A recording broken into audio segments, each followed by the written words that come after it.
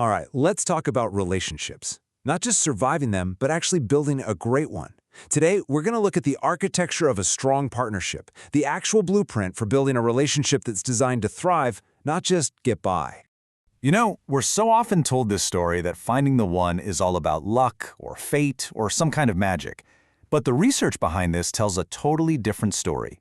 It says that the strongest, happiest relationships, well, they aren't just found, they're built, piece by piece, with real intention. So what's the secret? What do these relationship architects know that the rest of us don't?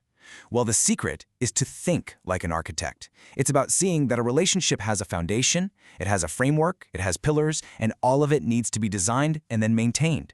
It's not about perfection. It's about having the right tools and, you guessed it, the right blueprint. Okay, so where do we start? Well, every great building starts with a solid foundation. You just can't build a skyscraper on sand, right? In a relationship, that unshakable foundation is made of two crucial materials: healthy communication and emotional safety. Look, arguments are going to happen, that's a given. But how you handle them is a choice. And this is a huge architectural shift, moving from a me versus you fight to an us versus the problem huddle. So instead of saying something like, "You always forget to take out the trash," which is just blame, you could try, "I feel really overwhelmed when the trash is overflowing." See the difference? It's not about winning, it's about fighting for the team. So what does a healthy dynamic look like in practice? Well, it all comes down to a single number, 5 to 1.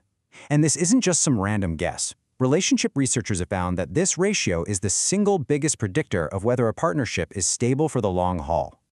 I want you to think of your relationship like an emotional bank account. Every time there's a negative interaction, like a criticism or a snappy comment, that's a withdrawal. But positive things, a compliment, sharing a laugh, a quick hug, those are deposits.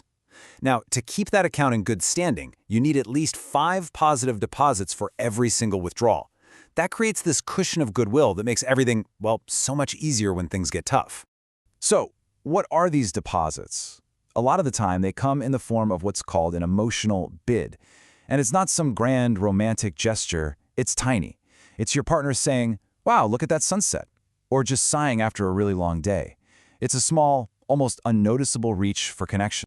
And the impact of these tiny little moments it's just astonishing. Researchers found that couples who stayed happily married actually acknowledged these bids a whopping 86% of the time. In contrast, couples who ended up divorced, they only did it about 33% of the time. So turning towards your partner in those small moments isn't just a nice thing to do, it's a cornerstone of the entire structure. Now we have to pause for a serious and really vital point. This whole blueprint, all these tools, they're designed for a building site that is already safe.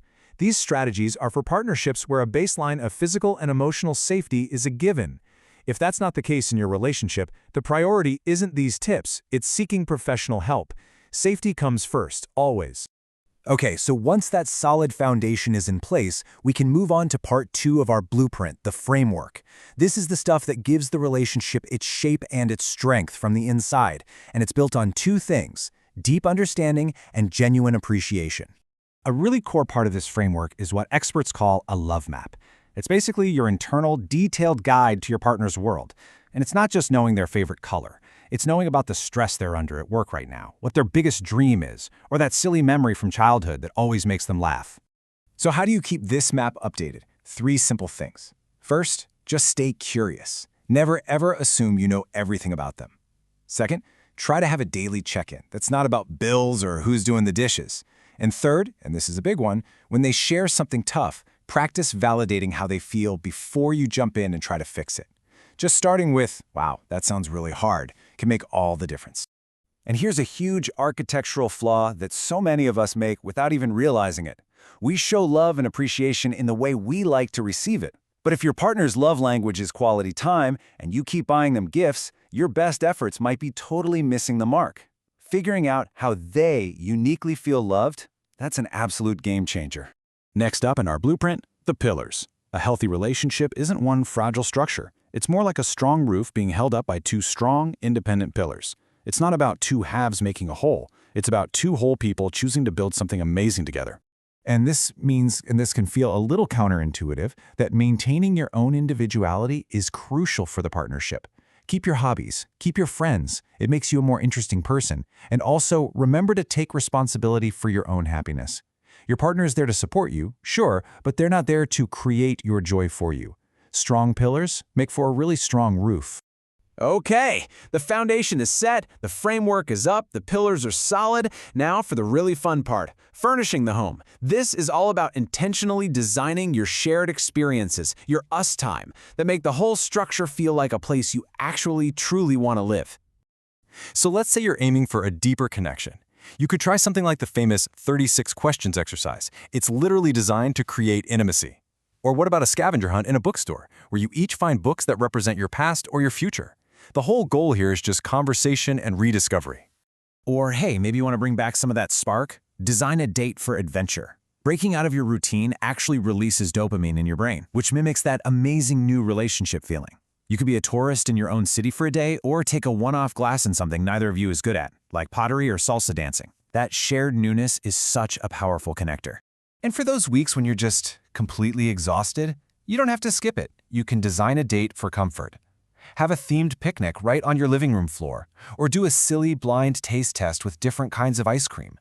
It's not about the money or the energy, it's all about the intention to connect. Now, to make sure this us time is really effective, there are a few simple ground rules that can make a huge difference. First, agree on a no-phone rule so you can both be fully present. Second, take turns planning so it doesn't all fall on one person. And third, always try to find a little bit of novelty. You'd be surprised how much just sitting on the same side of the restaurant booth can change the whole vibe. So, the most important point here is that you can start building today. It doesn't have to be some huge project. Here's your first tiny architectural step. Sometime today, just try to do these 3 little things. Acknowledge one small emotional bid from your partner, express one specific thing you're grateful for, and ask one curious question to update your love map. That's it. Because a thriving relationship really doesn't just happen by accident. It's a beautiful, complex structure that you get to consciously design, build, and maintain together. The blueprint is right here in your hands. So the only question left is, what will you and your partner choose to build?